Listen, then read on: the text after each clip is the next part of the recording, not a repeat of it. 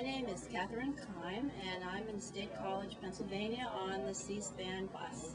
And I would really like to see the candidates for all the offices pay more attention to the dilemma of people who are disabled. I have an illness that's called chronic fatigue syndrome that I've had for over 20 years that keeps me from being able to work at any job in the economy, and after I record this I'm going to have to go home and rest.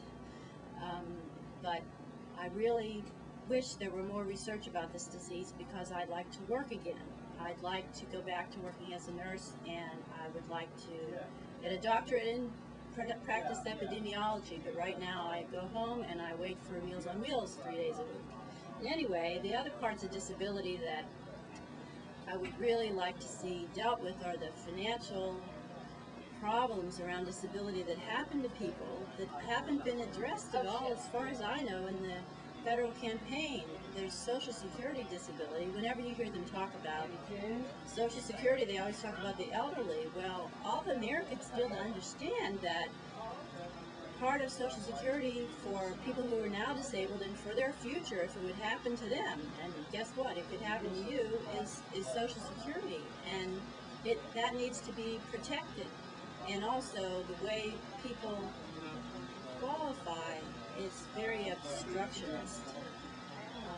It's sort of like happens sometimes to the veterans, where they see if they can find a way to exclude you instead of really evaluating who needs it, who needs the disability money. Well, at least that's what I understand from many people.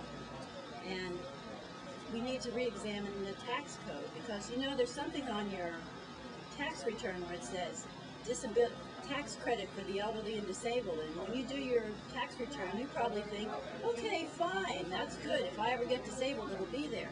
Well, I have news for you. If you get more than $5,000 in Social Security income, you can't get that tax credit. Now that's a little over $400 a month. What amount of Social Security do you expect to get if you're disabled? You would hope for it to be more than $400. So that needs to be looked at, that tax credit. It hasn't been indexed for inflation for 24 years. So if $5,000 24 years ago had been indexed for inflation, think how much it would be now, the exclusionary amount for people to qualify for this tax credit. I hope I'm making sense. And another thing about disability is the people that are driven to bankruptcy and the people that lose their health insurance. You've heard about this, but you know there is a unifying thing, and I just think it's a disgrace. It's a disgrace for this country that people would be losing their houses and losing their health insurance through no fault of their own because they're in some horrible accident. Now we have to take some responsibility.